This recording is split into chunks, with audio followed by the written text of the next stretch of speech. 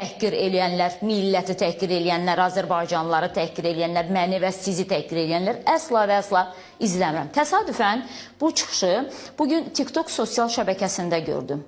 Bir anlıq bayram günü ilə bağlı paylaşım eləyirdim Azərbaycan bayrağı ilə bağlı və TikTok'a açan kimi bu çıxış gəldi qarşıma. Diqqətimi çəkdi ilk cümləsindən və istədim ki, bununla bağlı sizinlə də danışaq. Ümumiyyətlə fikirləriniz varsa mütləq şəkildə yazın. Bu çıxışı necə dəyərləndirmək olar? Bəlkə siz tamam başqa cür baxırsınız. Azad fikrinizi yaza bilərsiniz və mən təbii ki, səsləndirəcəm. Deməli, Sevinç Osmanqızı deyir ki, biz həqiqətən də parad keçirə bilərdik Xankəndidə. Amma sözündən belə çıxır ki, yəni biz parad keçirməmişik Xankəndidə. Bir də bilmirəm, digər bir pəncərəmizi də etmək mümkün olarsa paraddan da görüntülər verək. Bilmirəm, bəlkə də Sevinç xanım paraddan görüntüləri izləməyib, ola da bilsin, bilmirəm, interneti zəif olub, sadəcə bir yayım açmasına kömək eləyib və diqqət etməyib Xankəndiyə. Amma inanın adım qədər əminəm ki, onların hər biri, xüsusən də xaricdə fəaliyyət göstərənlər və əks fəaliyyət göstərənlər, hər biri izləyiblər. Yəni zərrə-zərrə, bəlkə də bizim gözümüzdən qaçırdığımız orada bir məqam var idi, ona qədər belə izləyiblər. Sevinç Osmanqızı deyir ki, bu zəfər paradı ona hesablanmışdı ki, bundan sonra Azərbaycanda seçki olmasın. Bir də baxın, bizim ağlımıza gəlməyənlər xaricdə oturanların ağlına gəlir, çox maraqlıdır. Biz Azərbaycanın içində ola-ola sanki prosesləri, gedişatları görmürük, amma bunlar uzaqdan baxdıqlarına görə bəlkə də görürlər. Bu məsələnin bir tərəfi seçki məsələsi, hələ ki bununla bağlı yəni heç nə yoxdur. Biz də bütün günü medianın içində, mətbuatın içərisində olan kəslərik. Azərbaycanda bundan sonra prezident seçkiləri keçiriləcəkmi və ya da ki keçirilməyəcəkmi? Bununla bağlı ümumiyyətlə heç nə yoxdur. Yəni danışılmır bununla bağlı.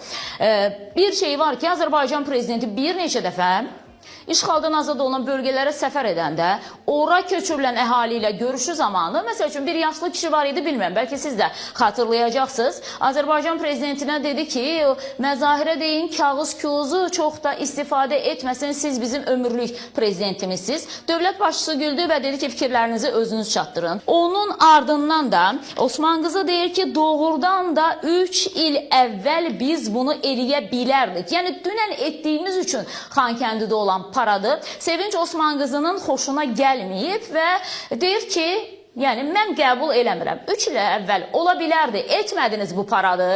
Xankəndiyə, mühasirəyə alındı Xankəndi, amma dayandınız. Niyə dayandınız? Ermənilərin özü deyir, onsuz da ağ bayraq qaldıracaqdı. Çıxışında bu hissələrdə var idi. Sadəcə yəni çox uzundur, veriliş sırasında danışıb deyə bütün verilişi indi təqdim etmək fikrində deyiləm. Amma fikirlərini diqqətinizə çatdırım. Onsuz da deyir, Ermənistan əskəri Azərbaycan ordusunun mühasirəsində idi. Onsuz da Nikol Paşinyan kapitulyasiya aktına imza atacaqdı. Ona görə siz niyə dayandınız? Onsuz da bunu Paşinyan eləyəcəkdi. Bir baxın, sanki Paşinyanın nə eləyəcəyini Sevinç Osmanqızı daha yaxşı bilir.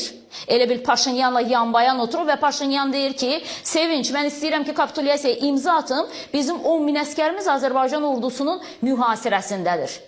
Və Sevinç də deyir ki, onsuz da eləyəcəkdilər də. Siz niyə dayanırdınız ki? Yəni, Nikol Paşinyanın nə edəcəyi Sevinç üçün maraqlıdır, amma Azərbaycan ordusunun qəhrəmanlarından hələ neçəsi, təkcə Ağdam uğrunda mən bunu özümdən yox, hərbi ekspertlərin fikrindən deyirəm. Ağdamın azad olunmasına görə 20.000-ə yaxın biz şəhid verməliydik. Və Sevinç onda belə çıxır ki, Osmanqızı, yəni bizim şəhidlərimizin daha çox olmasını arzu edirmiş də bu arzusu ürəyində qalıb. Bu da məsələnin bir tərəfi. Paşinyan bunu eləyəcəkdi, onu eləyəcəkdi. Paşinyanın özü çıxışı zamanı deyir ki, mən kapitulyasiya aktına imza attım. Gecə ilə Rusiya prezidentinə zəng vurdum ki, 10.000 əskərim mühasirədədir. Azərbaycan ordusu hər tərəfdən mühasirəyə alıb. Mənim 10.000 əskərim eyni anda öləcək, qurban gedəcək. Ona görə də Azərbaycan prezidentinə çatdırın ki, kapitulyasiya aktını imzalayıram. Və bunu Nikol Paşinyanın özü, mən bunu erməni mediasından oxumuşam, Azərbaycan mediasından da oxumamışam. Oxuyuram ki, Nikol Paşinyanın özü bunu deyir. 10.000 əskəri mühasirədə idi və mən Rusiya prezidentindən xahiş etdim ki, Azərbaycan prezidenti ilə danışsın və bildirsin ki, mən kapitulyasiya aktına imza atıram, ağ bayrağımı qaldırıram, 10.000 əskərimi qurban verə bilmərəm, onsuz da uduzuruq. Bu da məsələnin bir tərəfi. Ona görə də bəli, artıq düşmən tərəf ağ bayraq qaldırdı. Bununla bağlı ötən verilişlərimizdə də danışdım. Düşmən ağ bayraq qaldırdı və qalib tərəf o tərəfdir ki, o ağ bayrağa dəyər versin. Düz, ermənilər indi onu da anlamırlar, amma bütün hallarda biz bəli ona görə fərqli olduq. Və Xankəndidəki əməliyyat məsələsində xatırlayırsınızsa, Xankəndinin artıq müəyyən hissələrində ordumuz var idi və yenə də ermənilər ağ bayraq qaldırdılar. Tankın üstündəki ağ bayrağı belə görməyənlərimiz oldu. Siz yalan deyirsiniz, o ağ bayrağı göstərməkdə mən yuxumda da ağ bayraq gördüm gecə, amma bəzi ermənidən çox erməni olan Azərbaycanlılar bu ağ bayrağı qəbul etmədilər ki, yox, ağ bayrağı da yalan deyirsiniz. Yox, biz yenə də uduzduq. Yox, bizi Rus yenə də allatdı. Yəni, bilmirəm, hərdən belə analiz etməyə çalışıram ki, ümumiyyətlə, yemək, içmək, hansı qidalar qəbul olunur ki, yəni bunlar bu qədər, məsəl üçün, Xankəndidə paradı göstərirsən, prezident danışır orada, xüsusi təyinatlar keçir, ardından digər bizim İgid Azərbaycan oğulları keçir, Azərbaycanın müdafiə naziri parada açır, məruzə edir. Bütün bunlar var, dünən baxmışıq, yaşamışıq. Sevinç Osman qızı deyir ki, parad keçirilə bilərdi, amma parad keçirilmədi deyir. Və o düşünür ki, ümumiyyətlə sözündən belə çıxır, indi siz diqqət etdiniz. Və o qeyd edir ki, deməli, müəyyən qeydləri mən burada özüm eləmişim. Rusiya tərəfindən deyir ki, azad olunmağı qeyd olunmalıydı Xankəndinin və ümumilikdə Qarabağın. Bir baxın. Biz hadisələrin içərisində olurlar. 44 günlük vətən müharibəsi, 2-ci Qarabağ savaşı, yəni onun ardından ötən ilin sentyabr hadisələri, 80 şəhid verdik. Bu ilin aprel ayında Laçında olan o təxribat ki, ermənilər bizim bayrağımızı qaldırmaq istəyən Azərbaycan ordusuna ki, silah çəkmişdilər. Yəni, bütün bunların hamısı bir də eyni zamanda sentyabrda olan antiterror əməliyyatlarında şəhid olanlarımız 200-ə yaxında orada. Və 44 günlük vətən müharibəsində də 3000-ə yaxın. Bütün bunları Sevinç Osman qızın dediyinə görə Ruslar eləyib. Sanki Ruslar bizim Azərbaycan ordusunun formasını geyiniblər və onlar erməni ilə döyüşüblər. Yəni, bu qədər kiçiltmək olarmı və ümumiyyətlə insanın vicdanı hansı səviyyədə yerlə sürünməlidir ki, biz hər gün ağladığımız şəhidlərə görə çıxıb hansısa uzaq bir məsafələrdən açıqlama versin ki, bəs bu qalibiyyəti Rusiya ordusu qazandı və biz 8 noyabrı Rusiyanın azad etdiyi torpaqlar şərəfinə parad eləyəcəkdik. Məsafə insanın vicdanını əlindən alır, bilmirəm. Məsafə insanın gözünü kör eləyir, onu da bilmirəm. Qulağını kar eləyir, onu da bilmirəm. Məsafə insanı insanlıqdan çıxardır, onu da bilmirəm. Məsafə insanı ölkəsinə düşmən eləyir, onu da bilmirəm. Bəzən bizim Azərbaycan dilində danışanlar ermənilərdən daha pis danışırlar. Bunu tam səmimi deyəcəm mən. Niyə? Çünki ermənilər Rusiyanın tanınan jurnalistləri Ermənistan parlamentinin sədri Alen Simonyana belə bir sual verdilər. Ki, siz Qarabağı verdinizmi? Alen Simonyan deyir ki, bizdə ermənilərdə belə bir fikir formalaşıb. Hər kəs deyir ki, siz Qarabağı Azərbaycana verdiniz. Paşinyan Qarabağı Azərbaycan prezidentinə verdi. Deyir, mən bir daha bu tribunadan demək istəyirəm. Biz Qarabağı heç kimə vermədik. Qarabağı bizdən Azərbaycan ordusu aldı. Baxın, erməni belə Azərbaycan ordusunun etdiyini dilə gətirir. Düşmən tərəfdir. Hələ də düşmən kəsilir, müəyyən mənada özü üçün planlar cızır. Amma dilə gətirir ki, yəni Qarabağı verdiniz nə deməkdir? Biz niyə Stepanakerti ermənilər üçün, təbii ki də bizim üçün həmişə indi ora Xankəndi olub və bugün də o reallıqdır. Yəni, niyə deyir biz Stepanakerti, Sarsaxı, Artsaxı verməliydik ki?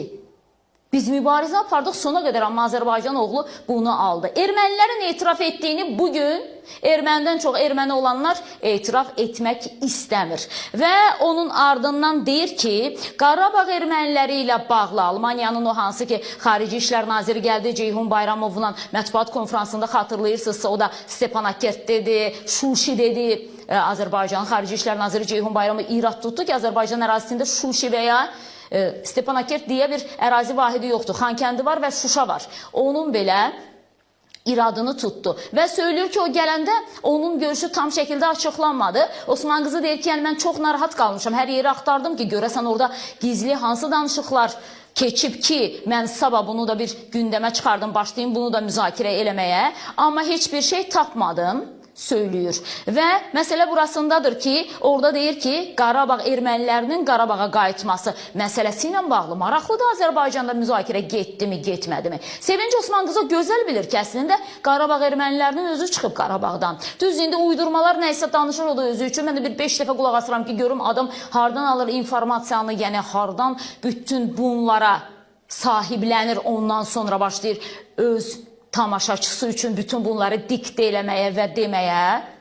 Qarabağ ermənilərinin sonuncusu çıxana qədər, indi bir neçəsi qalıb təbii ki Qarabağda, amma sonuncusu çıxana qədər, hətta buna görə bizim jurnalistlərə belə bütün hallarda, yəni ahnalə qarğış tökənlər də var idi ki, bu nədir Azərbaycanlı jurnalist az qalır yalvarsın erməniyə ki, sən Allah qal burada getmə, qal burada getmə deyirdilər, irad tuturdular. Amma bizim məqsədimiz təbii ki oradan kimisə qovub çıxartmaq deyil idi. Çünki onsuz da ermənilərin özü yəni gedəcəkdi. Onlar o qədər böyük ürəyə sahib deyirlər ki, yenidən Azərbaycanlılarla qonşu kimi yaşasınlar.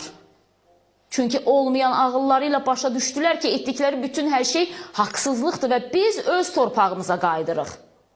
Bunu da yəni bildilər.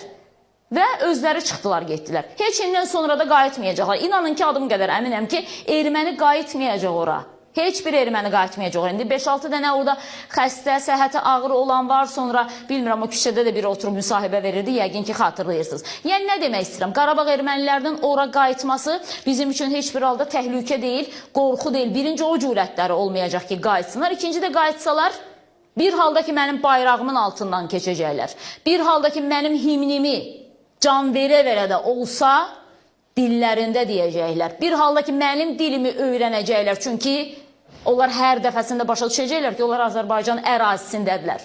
Bütün bunları eləyəcəklərsə, yenə də yəni gəlsinlər. Bir də ki, biz ermənilərin dediyini oxşadılar ki, bu etnik təmizləmə eləyib. Yəni, az qaldı ki, onu da söyləsin ki, Azərbaycan etnik təmizləmə eləyib. İndi narahatdır ki, Qarabağ erməniləri Qarabağa qayıdacaq. Yəni, maraqlıdır doğrudan prezidentin çıxışlarını, bizim dəvət etdiyimiz siyasi ekspertlərimi, ümumiyyətlə gündəlik mövzularda müzakirələr aparırıq bu istiqamətdə. Bunları doğrudan da izləməyib. Yox, əminəm ki, izləyir, özə necə lazımdır izləyir. Ondan sonra deyir ki, bəli, biz doğrudan da ayın 8-i Şuşada, daha doğrusu Xankəndidə parad keçirməli idik.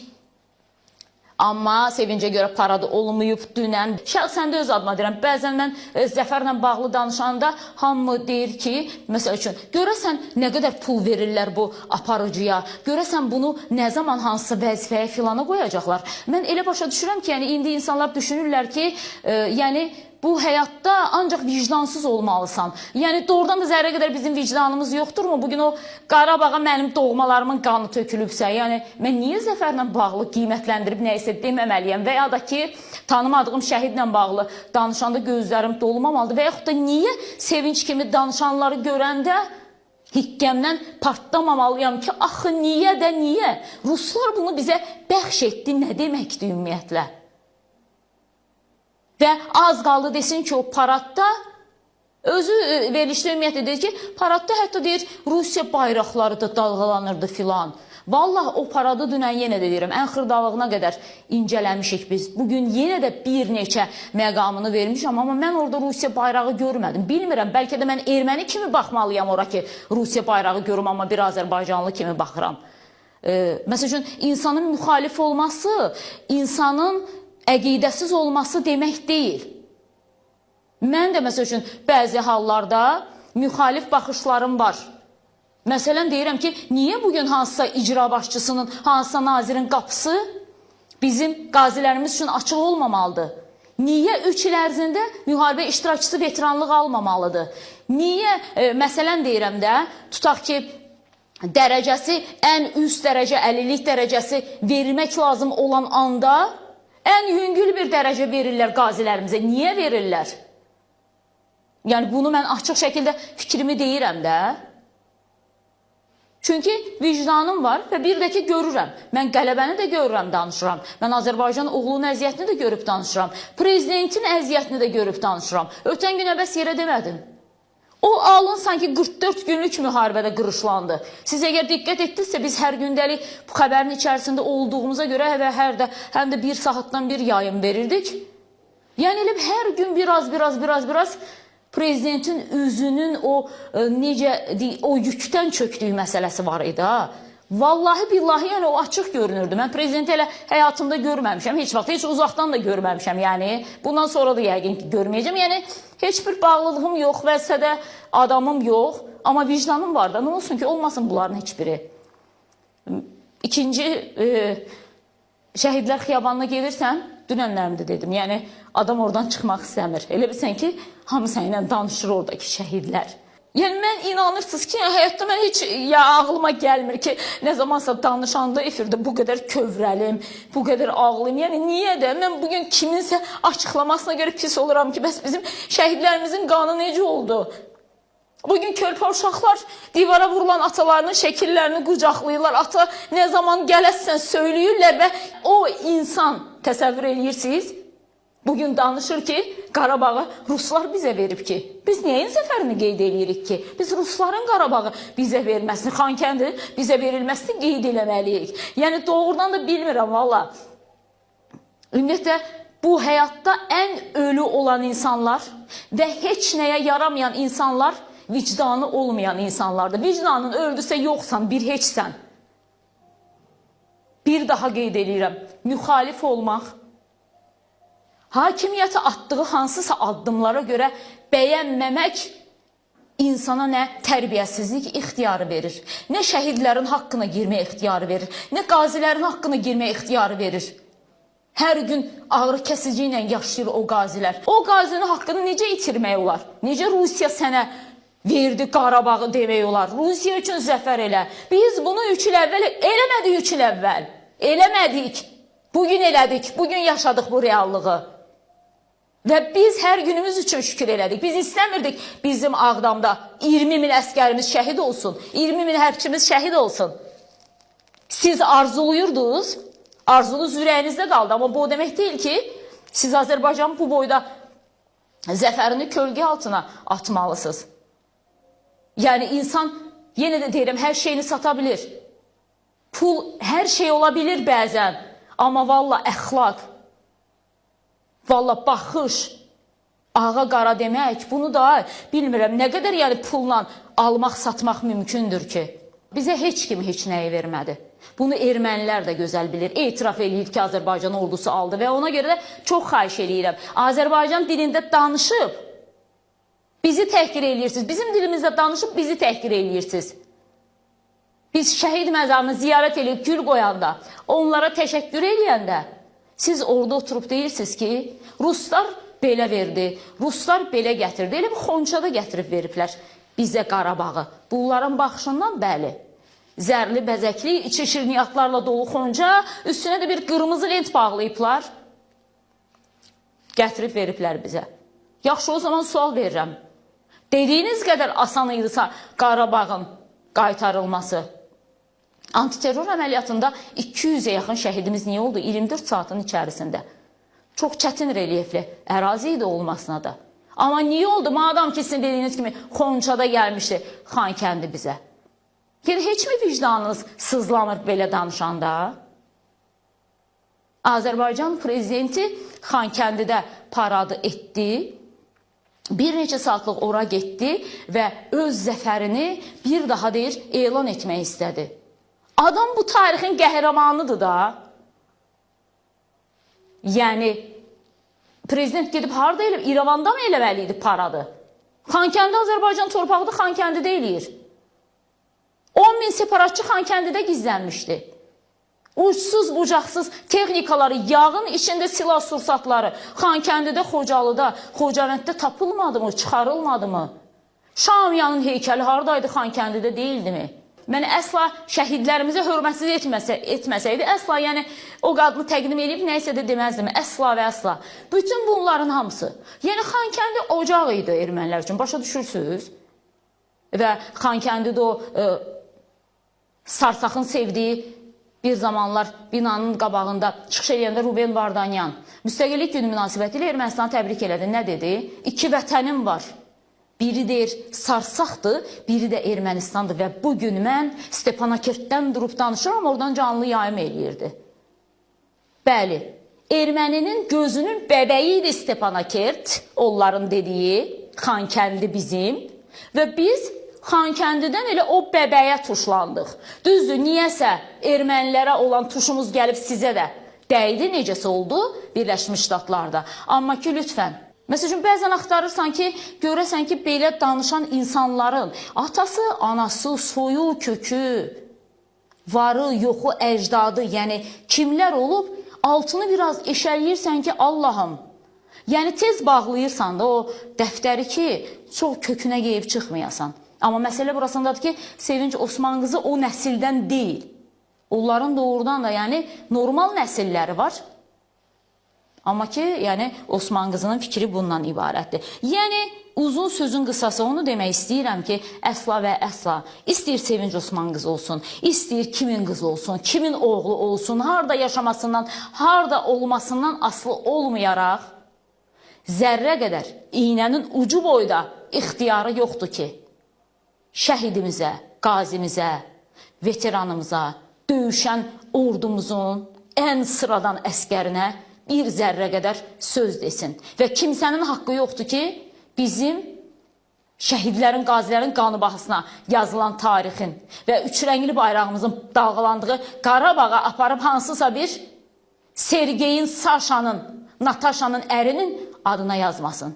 Qadın da qeyrətli olmalıdır. Qeyrət elə təkcə kişidə olmur ki, biraz heç olmasa o qeyrətdən, namusdan, vicdandan, nə bilim, hiss eləyin də özünüzdə bir qədər. Yəni, həm də bir maraqlıdır ki, nə qədər pula ümumiyyətlə belə satırsınız bunların hamısını. İnsan olaraq içdən bomboşsuz, heç nə hiss eləmirsiniz. Nə qədər para müqabilində maraqlıdır.